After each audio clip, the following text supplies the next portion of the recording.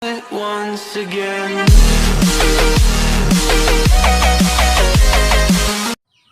Bismillahirrahmanirrahim. Assalamualaikum warahmatullahi wabarakatuh. Perkenalkan, nama saya Dik Nardo dari kelas MBS 2G, Prodi Manajemen Bisnis Syariah. Di sini saya akan menjelaskan materi tentang Al-Quran,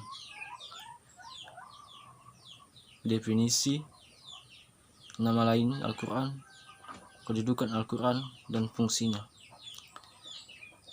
Baiklah, langsung saja. Yang pertama, definisinya. Definisi Al-Quran secara etimologi atau bahasa.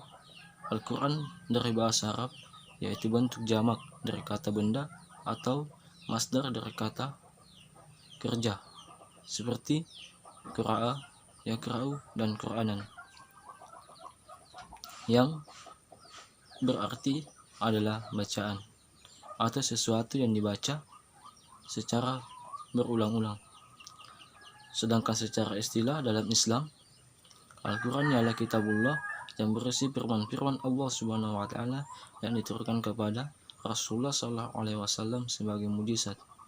Al-Quran disampaikan dalam bentuk atau jalan mutawatir dari Allah Subhanahu wa Ta'ala dengan menyerahkannya kepada malaikat Jibril, kemudian kepada Nabi Muhammad SAW, dan bagi yang membacanya mendapatkan pahala dari Allah Subhanahu wa Ta'ala layaknya ibadah. Nama lain dari Al-Quran. Yang pertama, Alkitab. Alkitab artinya buku. Nama Alkitab itu Allah sebutkan dalam Al-Quran, surah Al-Baqarah ayat 2, yang artinya, inilah Alkitab yang tidak ada keraguan padanya, petunjuk bagi mereka yang bertakwa.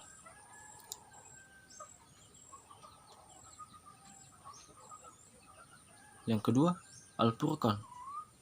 Al-Furqan artinya pembeda antara yang hak dengan yang batil.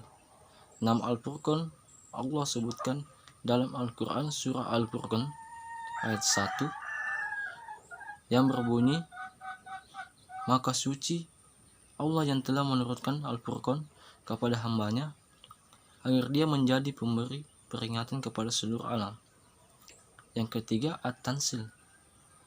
At-Tansil artinya yang diturunkan. Nama At-Tansil Allah sebutkan dalam Al-Quran surah Asy-Syura ayat 192, yang berbunyi, dan sesungguhnya Al-Quran ini benar-benar diturunkan oleh Tuhan semesta alam. Yang keempat, Az-Zikru. Az-Zikru artinya pemberi peringatan. Nama Az-Zikru Allah sebutkan dalam Al-Quran surah Al-Hijrah ayat 9. Sesungguhnya kami benar-benar memilih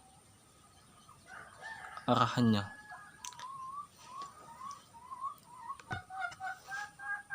Berikutnya, Al-Qaul.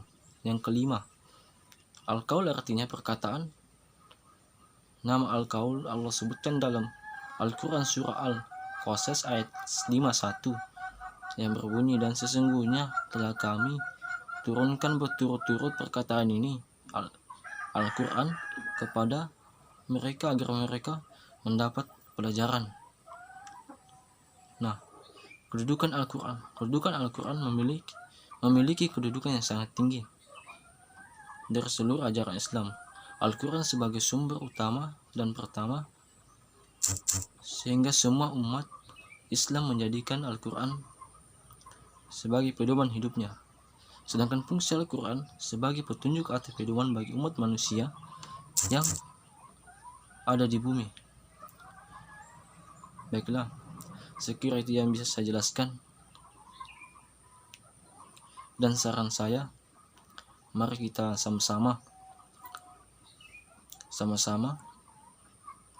mengamalkan Al-Quran, karena Al-Quran adalah sebagai petunjuk dunia dan akhirat. Wabillahi taufiq wal hidayah. Wassalamualaikum warahmatullahi wabarakatuh.